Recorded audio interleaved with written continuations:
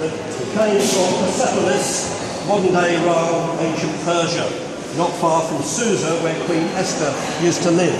Sadly, the original is in a terrible state, so the preservation of this by plaster is invaluable. So you have Xerxes, Queen Esther's husband, sat on his ivory-clad throne. Do you remember Sennacherib downstairs? Very similar idea with the footstool that's there. Now Xerxes was a despot. He was a terrible man. I feel ever so sorry for Queen Esther being married to him. When he first became king, following the Assyrian idea, that horrible thing we saw downstairs, he had all his political enemies impaled alive throughout the Persian Empire. They estimate about 300,000 people may have died in that horrendous way. He was also someone who would not take any opposition whatsoever. And so it was that a general who stood up to Xerxes was taught a terrible lesson following the Assyrian model.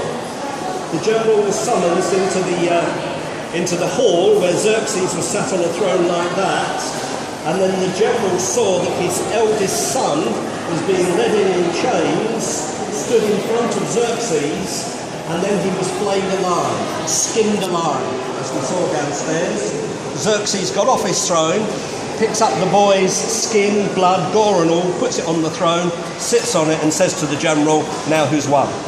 This is Queen Esther's husband. He's also not the most intelligent man in the world. In England we sometimes say of people who are not very intelligent, the lift doesn't get to the top floor. Well, it didn't with him. He's the one who brought a vast army over, the first man to do so, from Asia to Europe. He comes to the Hellespont, which is near Istanbul, and not far from where Florence Nightingale nursed, if you know that story. And he has, some estimate, he has almost 1 million people in his army.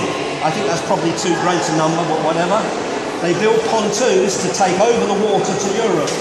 But Neptune, the sea god, is not playing properly that day because there's rough water and all these things got tipped into the sea. Xerxes was furious, so he ordered his troops to put down their weapons, to pick up whips, to go and cut branches from trees and stand on the seashore. He's going to teach Neptune a lesson he would never forget. What an intelligent man. At his order, he got them to whip the sea into submission. So you can imagine the sea covered in bruises at this point, can't you? See how intelligent this bloke is, all right? But when he finally gets into Greece, he comes down. You may be familiar with a familiar account about the 300, the Spartans. It's him that takes them on. So when you come with me to Greece, we go to Thermopylae, and we actually go to the site there. It's now much, much larger than it was in those days. It was a very narrow defile. And when you come with me to Athens, one of the museums has actually got some of the arrows and the spears that were fired at the Spartans at that time. So it's a very important account. But what is really interesting for those who know the Bible is what we see up there. Xerxes on his throne. This vicious man who had allowed himself to be used so that the Jews are going to be exterminated. Queen Esther becomes the type of Messiah. She goes unannounced into the king's audience chamber, and any number of terrible things could have happened to her. But what is really significant is this. The king saw her and he beckoned her, showing acceptance.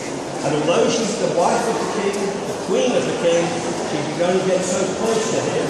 And the Bible tells us, and this is what makes that so interesting, in his right hand he extended his golden scepter. And as she came, we are told, and just touched the tip of it. And then that shows that he had accepted her, and she became a Messiah who saved the Jewish people. Last year I hoped to go lead a tour to Iran, so you've got to come with me there as well, all right? We've done everything else. And it was difficult to get visas. Now it's a little bit easier with the change of president. And here is an aerial shot of Susa. This is the mound. Where my finger is at the bottom there, they've discovered the actual audience chamber where Queen Esther approached Xerxes. Esther, or her Jewish name Hadassah, is one of the great women of history. I invite you to come with me one day. We'll sun ourselves in Iran and pay proper homage to her. All right?